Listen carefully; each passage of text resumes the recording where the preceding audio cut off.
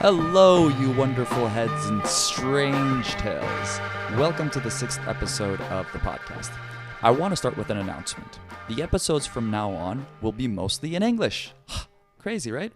This episode is a delightful demonstration of two Turkish individuals having an exchange in the lingua franca of the world, which is English. My friend Erdal joined me at my house in Istanbul for a pleasant chat about life and all the sensational details that color our friendship. The topics range from Istanbul, which is the bridge between East and West, to Star Trek and beyond. Expect to hear about the changes Istanbul has gone through for the thousands of years and the recent past, ideas about the reason why the world is speaking in English, and the chronicles of this podcast, as well as my main motivation behind starting Heads and Tails. Music and the implication it has on humankind is another topic that we touched. How arts and sports induce active meditation, as well as how it affects confidence and how it's necessary for everybody. Positive influences in Erdal's life and his musical journey, as well as his travels around the world, and so much more. We managed to talk about a lot, so this will be a two-parter. Reminds me of another happy announcement. Heads and Tails will be publishing a conversation every Sunday, so don't miss it. Subscribe on YouTube and Spotify to not miss an episode. So, without any further ado, I present to you the very first English episode of Heads and Tails. Enjoy.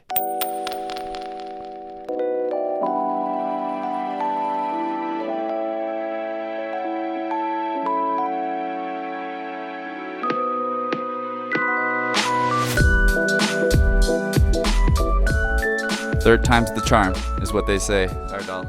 Yeah. And here we are. Here we are in beautiful, magnificent Istanbul with one of my favorite friends. He is a blockchain developer, a DJ, a future husband, and an amazing dad, I think you would make one day. I have Erdal Oylupınar with me today. Hey, Erdal, how are you going? Hey, how are you, man? Hey, man. Thank you very much. Thanks for having me. It's a pleasure to be here with this spectacular view.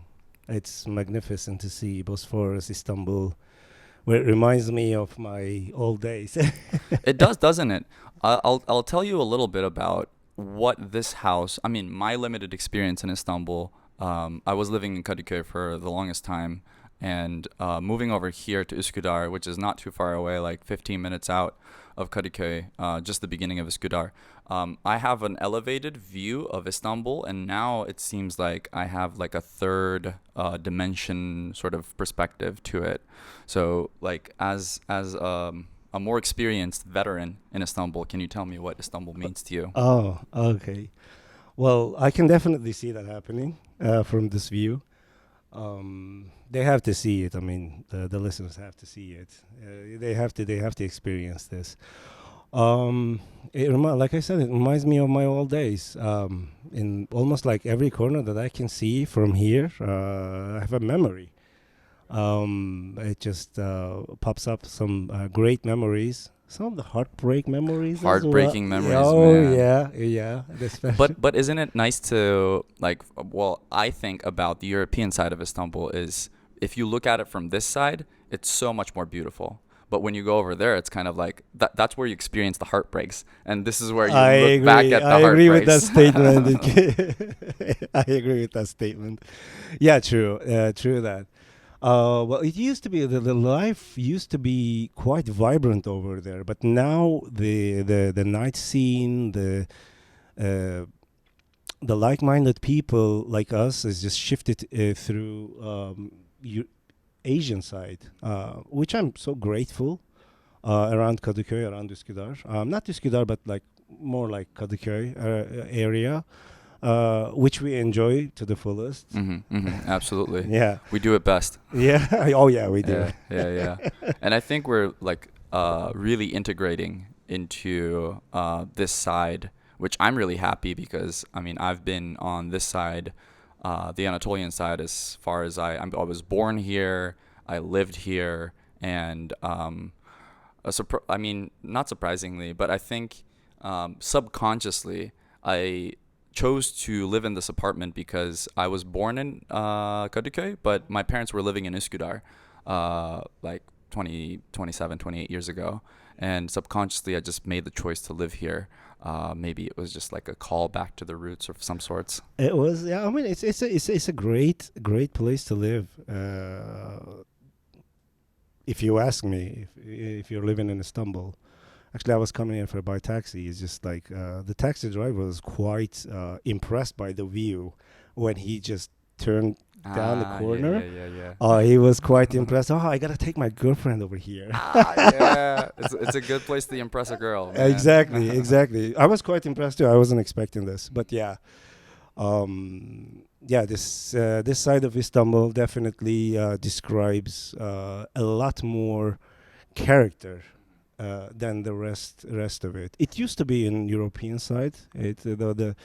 The vibrant lifestyle started in Beyoğlu and in Cihangir and Asmalı Mescid and all, and Galata and all. But now it just shifted through here. Life is changing. It is. Just The change is the only constant, they say. There is nothing. I believe in two things in life. One is death, and the other one is change. I think you can really feel the change aspect in Istanbul. You can speak more to this, obviously, because I've been here for way less than you were. So, could you speak to the times of the vibrant European side a bit? Oh man, back in the days. Back in the old days. Yeah, back in the old days, my friend. It was the people were different, and Turkey was going through a drastic shift. If I can recall, in every way, integrating with the West, which it wasn't like it before, and it affected almost like everything. As Turkish culture, we're in between and everything. Like we were in between, like East and West, in every way you can think of. It's the melting pot of the cultures, and it just shines through in every corner, like in each corner in Istanbul. And you could feel that at those times. The music was changing, the night scene was changing. The rock music was popular, especially the Britpop at the time. The big festivals were coming to the city, and the bar culture was shifting from heavy metal to Brit rock almost. And yeah, the government has changed. Yeah, so. Like everything, like every part of the world, Turkey had and have been having its own experience in its own way. We were talking about Barış Manço, and what you said reminded me of this artist Barış Manço, and what he said about the Turkish culture was that we are stuck in this tandem between the East and West, and Western people think we are Eastern people, and Eastern people think we are Western people. But I think we're none of the above. We're like both, and neither at the same time. I agree. Well, depending on where you look at it, having lived in the East and in the West, I can totally second for that statement. Look at Anatolia, like look at Turkey. A lot of civilizations just passed over here, and everyone left something behind in every way you can think of, like language, cuisine, whatever you can think of, and you name it. It's everything is in between, and that's why we have this kind of like in quotes identity crisis going on, especially it's been shining through past 20 years after 2000. The internet. Oh yeah, that's big. That's a I big think the thing. internet really accelerated the problem. Yeah, you're right. That's a big accelerator. It's just we got the chance to integrate with the rest of the world. We were aware of what's happening, and it just made it easier to reach the information whenever we want to. And then we, like the rest of the world, Turkey has been going through the same process, the accelerated change. Let's see where it will take us. Do you think it made the identity problem worse, or do you think it made people, maybe sort of relate to the world around them in a better way? Good question. Like, did it do more good, or did it do more bad? Again, depending on where you look at it, they have always been a bit painful. There are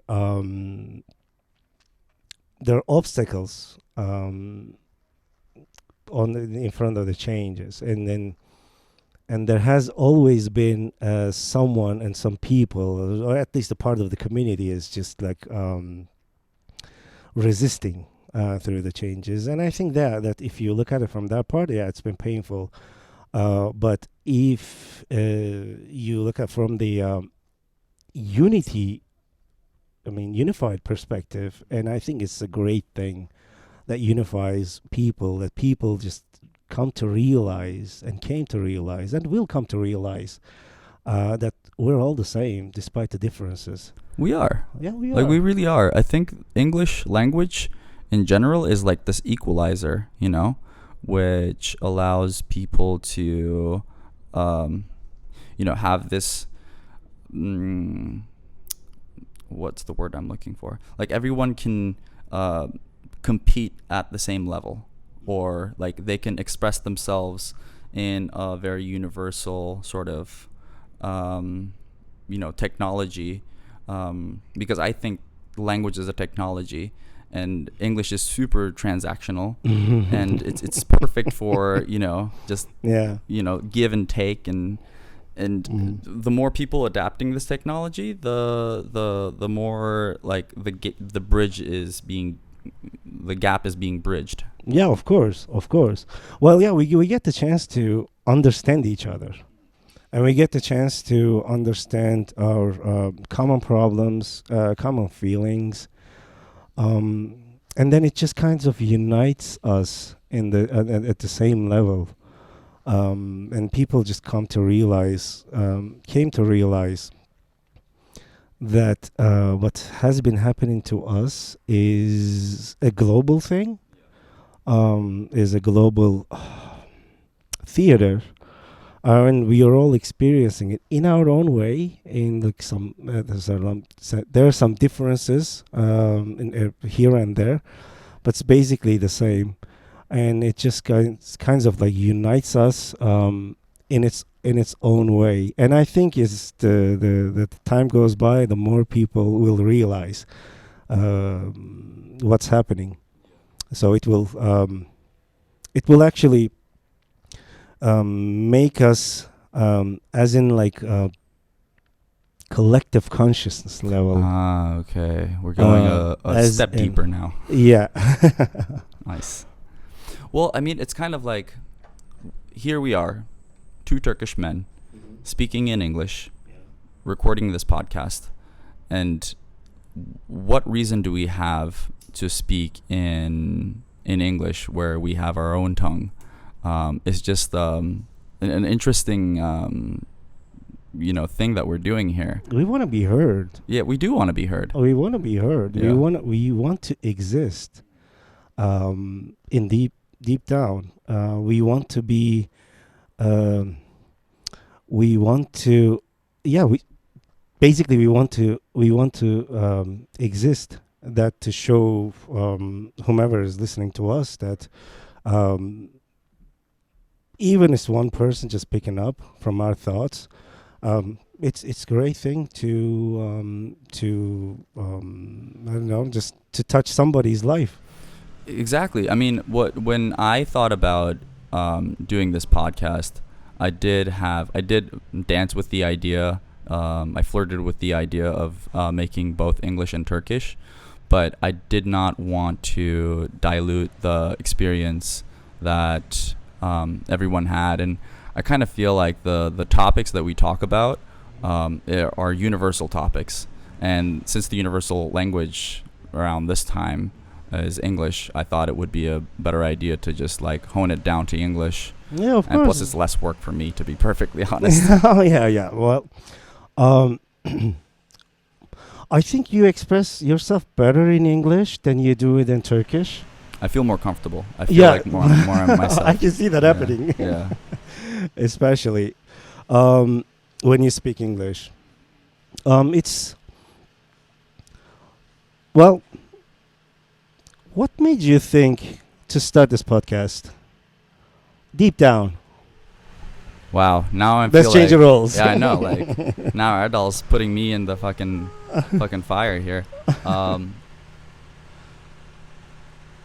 I think the root was that I'm a very extroverted person, and I just want to have some sort of impact in the world that is constructive with the people around me.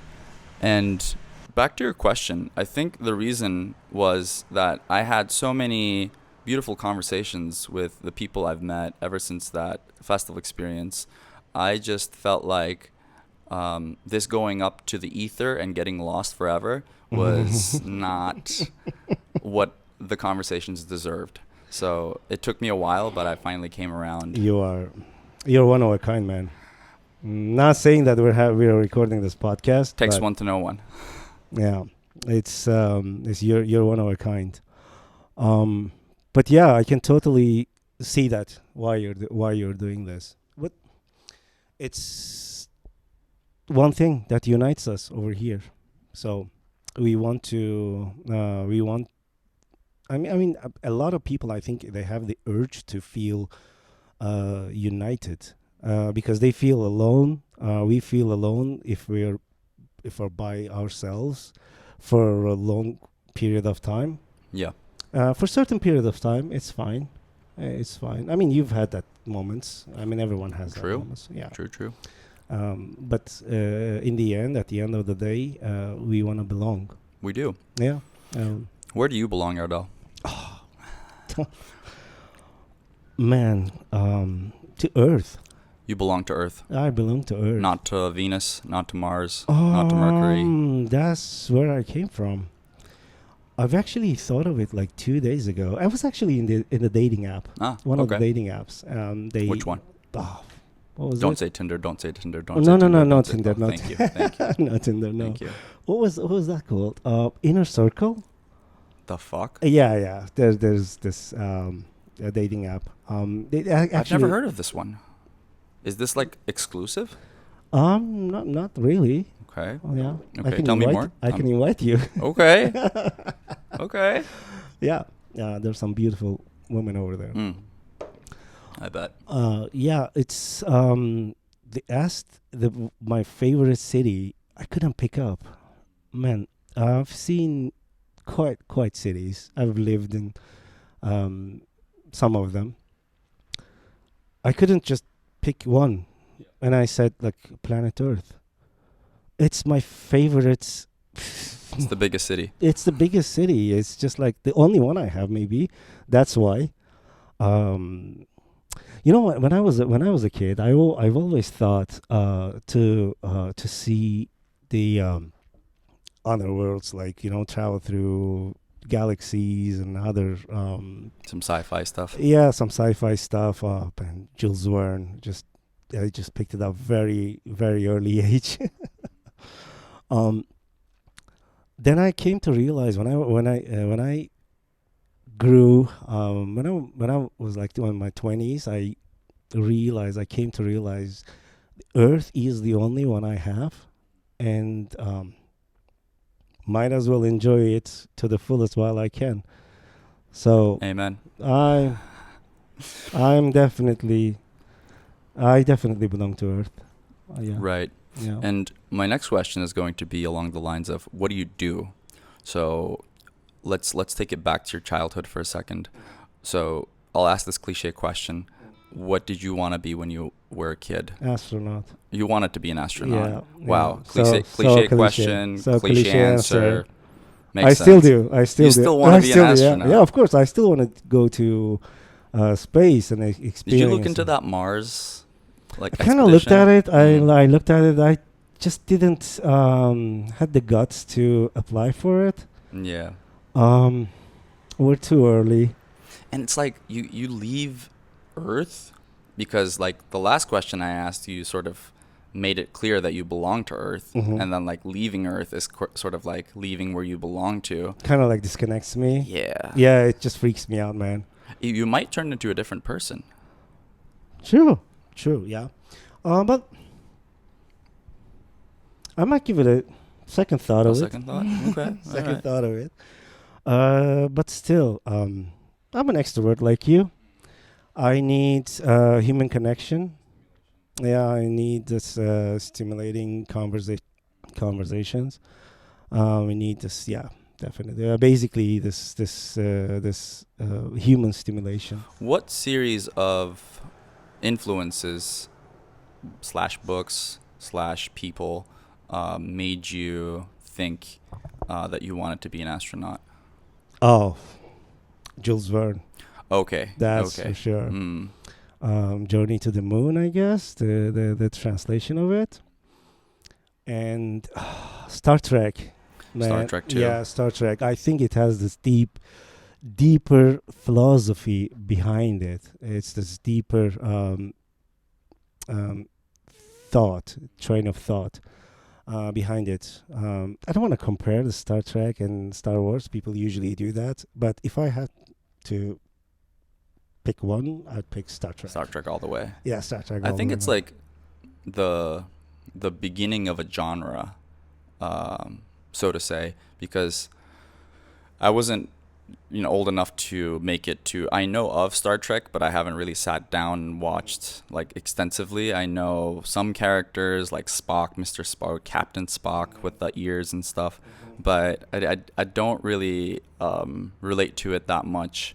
I would like to hear you talk about it though. Yeah. Because it seems like it affected a whole generation. And It like did. after that, everyone wants to be an astronaut. I mean, because like the way I would answer that question is like I wanted to be an engineer, like a mechatronic engineer. So I just wanted to not be the cliche astronaut because I felt like everyone in the class was saying like, oh, my dad wanted to be an astronaut, or like I want to be an astronaut. It's like, okay, I don't want to be an astronaut, but I do want to do something related to space / mechanics / something. Then I realized I'm more of a people person. You know what really inspired me, other than Star Trek? Before Star Trek, there was an encyclopedia called Walt Disney Encyclopedia. Oh, It was okay. like 8 or 12. Was it online or was it like a book? Oh, no. It was like real encyclopedia. Like we open it up. I feel bad saying this. Yeah, there was like one book was about space, and it was showing like Donald Duck, like Mickey Mouse, and Pluto was just in the spaceship, and I was quite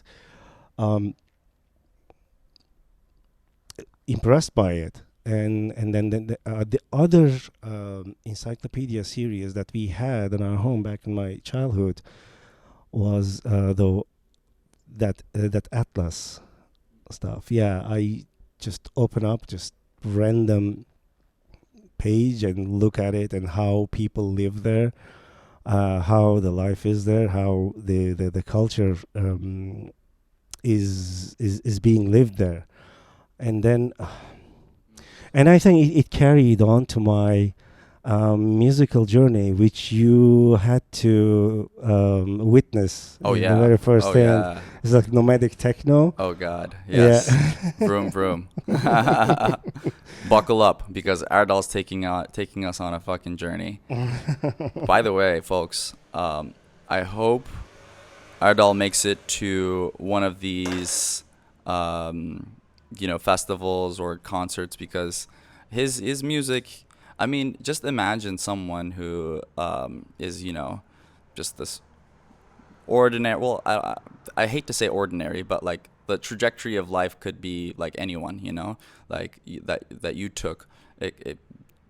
This architect person who is driven, who's very worldly, who's read, just decides to pick up DJing, and in a year he just teaches himself the basics. And last weekend he did an unforgettable set which made a lot of people lose their minds. And I would pay top dollar to watch it again. So Thank kudos. you, man. I'm Kudos. really glad. I'm really glad you enjoyed it. Music has been a part of my life from my childhood. Um, I used to play basketball when I was in high school, and then I hurt my back. I had to quit playing basketball. So I had to find something to keep me busy. Then I just picked up guitar. I learned it myself to classical music, and then I heard and I learned how to play Turkish instruments, bağlama, with the help of my friends. And then I came to Istanbul, some rock bands, some cover bands and stuff. I used to sing, and then I forgot. It just I became just a listener. And then after 2019, around 2019, I just wanted to pick that up, just get the decks and stuff. Just picked it from there, which I'm grateful for. I'm really glad you did it as well. Because I think music is something that brings us to the moment, whether we like it or not, because of the nature of it, like it's just like boom, boom, boom, boom. And it's the closest thing to meditation that we can get, or like doing nothing. Because, what is dancing? Dancing is just, okay, you're physically active, but like essentially you're just doing nothing, like you're not doing nothing of value. You're doing nothing of contemplation. I don't feel like I'm thinking when I'm dancing, so yeah, it's like this this unifying energy, like frequency, vibrations. Yeah. And I think that's what you were after. Yeah, exactly. It's the dance music is modern dance music is it's 4x4, which is easy to comprehend for people. But I've always thought any art form, but in particular music, is the best thing that humanity has ever came up with. Second only to the AC. The AC? AC. Oh, AC, man. Fucking hell. It's crazy to me because there's a, I don't know, maybe you've spent enough time with Americans, that's why you have this like AC love, but I lived in Dubai, man. Oh, okay. Enough said. Yeah. Say no more. Yeah. You don't need to explain any further than that. Okay, that makes a lot of sense now.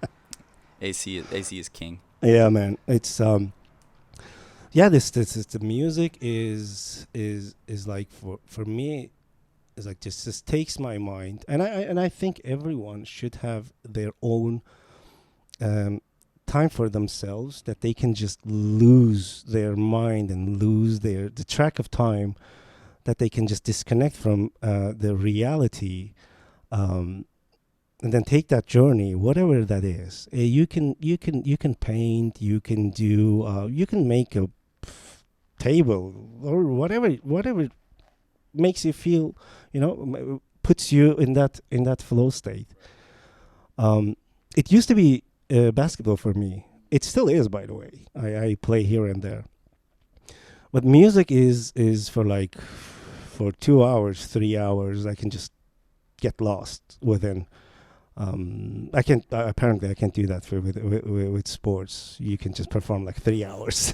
Well, yeah, because you have the physical sort of like limitations to, since we're not athletes, I do jiu-jitsu regularly, but like even I would say I couldn't sustain. I do like an hour and a half training, and then it's like you're beat, you're dead. Like you don't want to live anymore. It's just so tiring after that. What was the effect of you? It just started after you started doing jiu-jitsu. I felt like I walk with a certain confidence that I did not have before.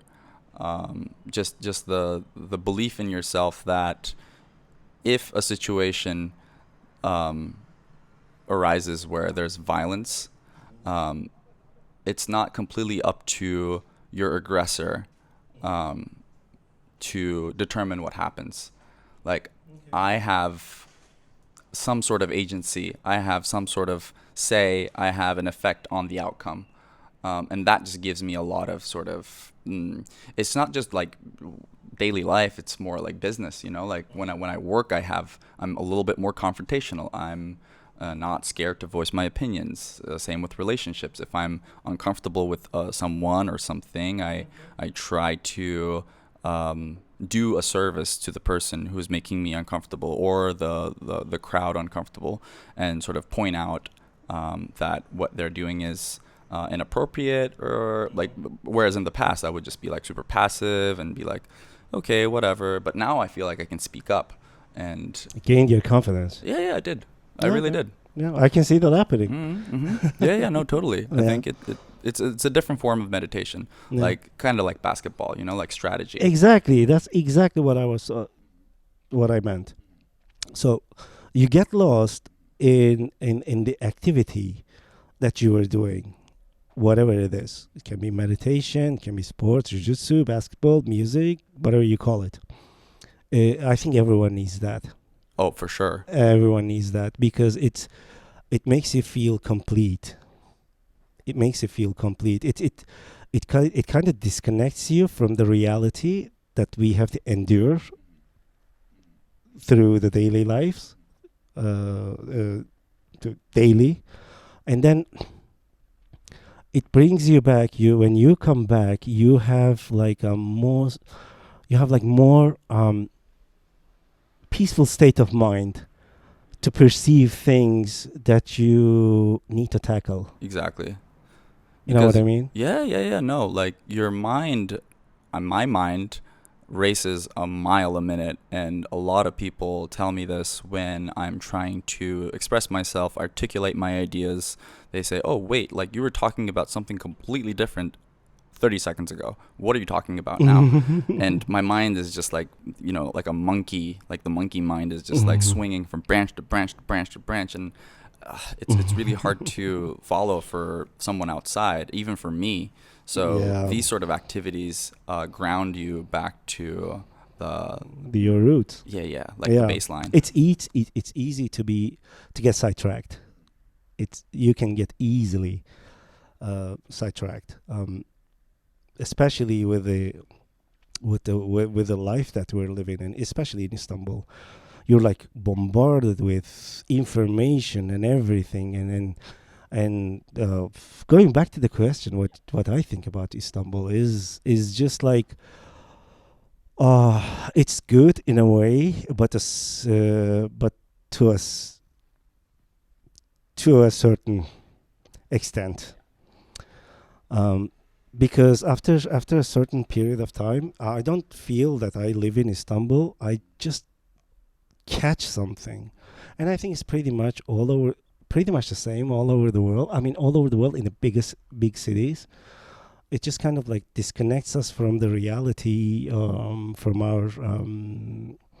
our essence, and that's why we just get to the nature whenever we get the chance. Absolutely. I find myself lost in this concrete jungle day after day, and it takes its toll, you know. I kind of feel like I'm growing older faster. It does. Well, how old were you, if I may ask? 27. 27. Soon to be 28. Well, to your age, you're quite wise, my friend. I'm surrounded with people who allow that sort of input, because, I mean, ever since I turned like 20, I've been dealing with problems with, like, for Turkish people, it's a little different, because it's normal to live with your parents until you're 35, until you get married, right? I sort of defied that and kind of moved out, like around 20. And ever since that time, I was just dealing with issues and problems and fun, dealing with fun that 30-year-old people would do. So I kind of feel like I skipped some of my 20-year-olds, and I'm just like, you just fast forwarded it. I just fast forwarded it, man. Like no one, ain't nobody got time for that shit. I you know, It's man. like I know. 20 Oh, well, years. it's good. It's good actually. Well, it's good to just step outside the crowd and follow your own path. I think that's what you did. It's remarkable, if you ask me. It's because the thing that you put it through, your ideas and your thoughts that you put it through, is something that I could not do it when I was your age. I'm 40, by the way. So it's something remarkable. So kudos to that. I'll drink to that. I'll drink to that too, my friend. Hey, salute. Salute. So more people then. The people. I just made a recent Instagram post thanking my friends and family. I know people who have had a positive impact in my life, but I want to learn who had the most positive impact, or you can tell me a few people who've had a good amount of positive impact on your life while you were growing up. Oh.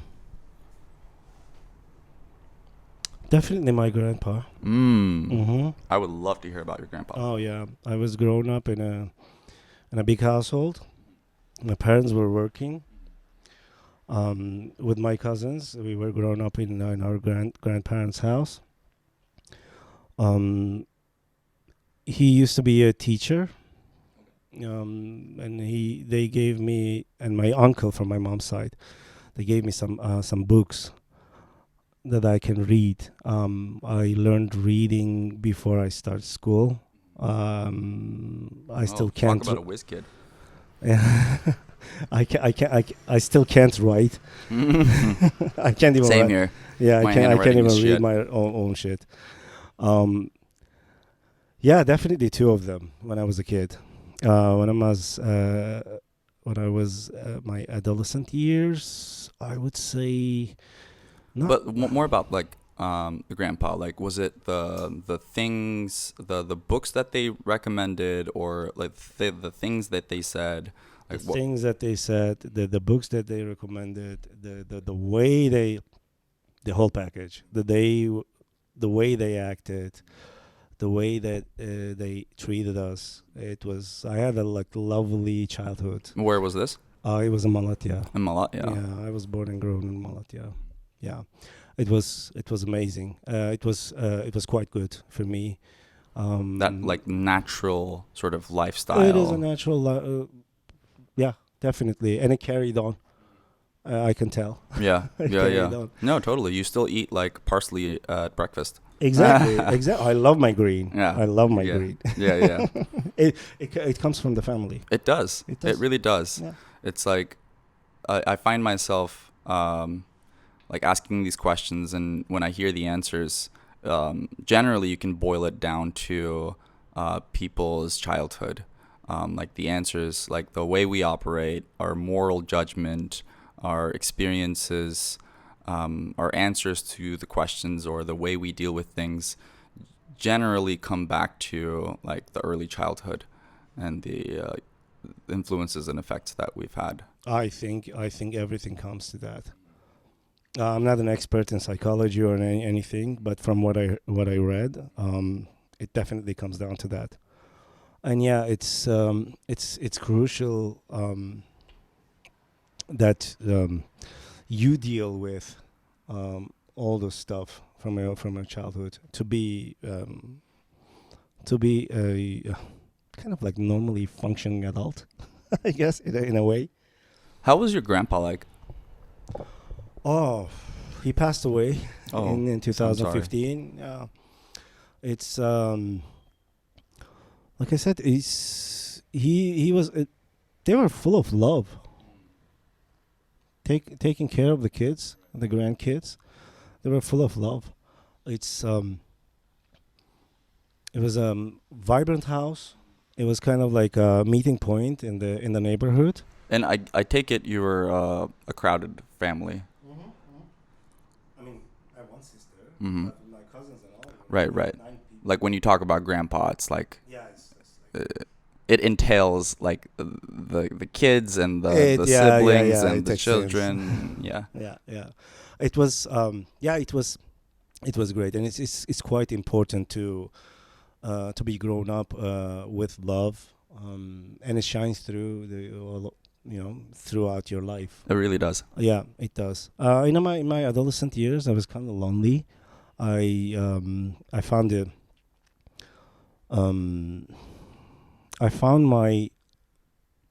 myself in basketball, and then When did you music. start? High school? Like 11 years old. Mm. Yeah. Wow. Okay. It That's was pretty cool. Yeah. So did Yeah. you like grow up watching NBA and stuff? Oh yeah, 92, 93, 94. When Ah, Jordan just dropped out All-Stars, and came back. man. Yeah, just came Oh. back in the days. Wow, you're such a lucky bastard because it seems like throughout life you just experienced like the golden ages of like basketball, I guess. Istanbul, like Yeah, if you put it that way, I think so. Yeah. I mean, I would still say like blockchain's sort of like living the gold ages still. Well, maybe, It's I still don't the know. infancy. It's Yeah? still the infancy. The infancy. Okay, we haven't seen the golden ages yet, Mm-mm. folks. I haven't. I don't think so. It's still in the infancy. We'll get to that though. I wanna talk more about the Sure. adolescence. Yeah, sure. Yeah. So basketball made you find yourself in one way. Mm-hmm. Yeah, definitely, it's a zen for me. When I'm playing, I don't watch it as I used to do. But yeah, definitely, it's something that I lose myself when I'm playing, and I don't think anything else. It just when I'm done, it's just like makes me feel quite content, and especially the hormones that is just pumping through my body. It feels just awesome. Yeah, it doesn't matter if I lose the game or not. It's just it's the game itself. It's the journey. It's the journey. Yeah, definitely. The way to put it. That's why I wanted this podcast to sort of hinge on the word journey, because I mean life is a journey. My last guest said that home for her is a journey. I should have asked you the question first. What does home mean to you after living this international lifestyle? Oh man, it's what does home mean to me? You know what? I've been thinking about it a lot lately. To call some place my home, to grow some roots. I really don't know. What home means to me is where I can reach my family whenever I want to, where I'm surrounded by my friends, or by my old friends. Yeah, I think that's what I call home. But unfortunately, most of them are in Istanbul. Yeah. So we hate to say it, but Istanbul's kind of like home for us. Yeah, it is. This is where I come to, wherever I go. I mean, I imagine myself, even like 10, 20 years down the road, just coming back here and living life. I mean, I kind of look up to you as a brother who has, treaded the path that I want to sort of take.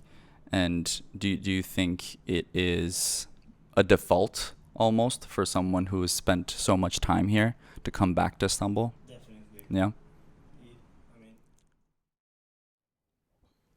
you can't just drop out from Istanbul.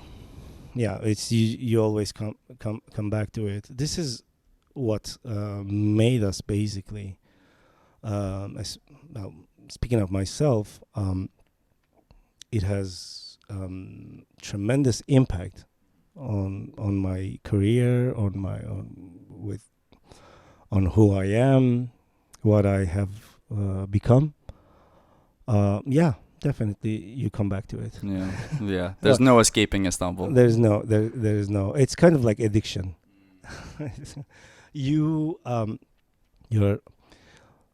when you're in it, you are kind of like sick and tired of the chaos at the same time. But if you have that own like serenity, then it's one of the best places to be in. I mean, no wonder, because I meet a lot of expats, foreigners, travelers in Istanbul who, heard of Istanbul from a friend, from a blog, from Instagram, and they decide to plan like a week visit, a couple days visit, a month visit, and like they just end up staying here for years on end. Yeah, it just it's like a siphon in a way. It just sucks you up. It's quite, like I said, it's quite vibrant. It's still vibrant. Having lived in kind of in big cities, I could say Istanbul is like more organic. What is organic? Everyone is just Define organic. everyone being themselves more than the other cities that I have lived on. So you think Istanbul people are more authentic Exactly. than, say, Dubai? Exactly. Oh, definitely. Yeah. It's just allows you to be. Yeah. So being in the presence of so many authentic people, it just puts you in this mind frame of being authentic yourself. So I mean, maybe we're kind of biased because we're from here, on some level, that, but I do truly think that it brings out the chaos, really brings out the core material of a person, because it's chaotic in such a unique way. I think it's a delicate balance between Having a peaceful life mm-hmm. and a survival mode. It is. It is. I mean, there's like population is really dense around, like the coastal area, like Beşiktaş, Kadıköy, Eminönü, Üsküdar, cross over to the other side, Sarıyer and all that. Like those places are really condensed with population, and that's where you experience the whole chaos. But you can also, I mean, last weekend we were at our friend's summer house, which was extremely peaceful, and there are people who were from Ireland. Remember the Irish couple? Oh yeah, next door. Yeah, or Scottish, I think. They were Irish. Either Irish or Scottish. Irish. They were Irish? Yeah, they were Irish. Okay. But like they've been there for like 20 years or something, like 35 freaking years. Yeah. Damn, it's easy to say, but like I've been living in this apartment for a year and it feels like eternity. Yeah, it's it definitely has its unique ways compared to other cities, and it depends on the person, what they expect, what they want from their lives. It can be quite peaceful and it can be chaotic. Whatever you choose, you'll have it 24/7, and it's alive. So yeah, it gives you the freedom to choose it. Yeah. So yeah, it's in well, right now I'm in Istanbul as like a tourist. I don't live in Istanbul. So that I have this vision of perspective of as an outsider, so to say. But yeah, it's definitely something to experience, and I think everyone should experience. Yeah. No, I mean there's more room. We got like 25 million people here. It kind of feels like there's room for more, but I mean maybe there's a limit where I personally am just reluctant to spend any more time because it's just way too many people. Yeah, it is. I mean, especially for extroverts like you and me, because we want to expend our energy expand our energy to our surroundings as much as we want, and having this huge city to emanate your energy, it's just like you can't feel the echo of your energy. Like, it doesn't really like hit the border and come back to you, because it's just lost. Like, it's just like absorbed by the city. Whereas if you go somewhere a little smaller, a small town, I mean, I remember growing up in Eskişehir, kind of like your past, it just feels more me, Well, because there's a lot of people. It's when you're in your own entourage, it definitely reflects. But in daily life, when you get this hectic lifestyle, it definitely consumes you. I think it's the same all over the world in the big cities, even in New York or Berlin or Dubai or Tokyo, whatever you think of in the big cities. Anonymity, right? Yeah, anonymity. Yeah. It's but we're kind of lucky to experience this life in Istanbul. And I think it just puts it just gave us a different perspective than the other Turkish people. It's just like when you're here, you get to see the East from an Eastern eye, and when you get if you want to look at the West, you get to see the West from the Western eye. And actually, the Amin Maaluf, one of my favorite writers, it just describes this. Say the name again. Amin Maaluf. Amin Maaluf. Yeah, Okay. in his books, he just describes this feeling quite well in his books. I can't recommend it enough. Okay. Yeah. We'll put a link in the description. Yeah, Amin Maaluf. Yeah, he's one of my favorite. I was kind of like influenced by him, by his tales in my adolescent years. Coming back to your question, and then I've always wanted to just travel and experience different cultures and meet different people. Not just like a tourist, but to live there. And so far, I got the chance to do it, and I'm grateful for that. And it just it resonated on my music lately. The music that I compile,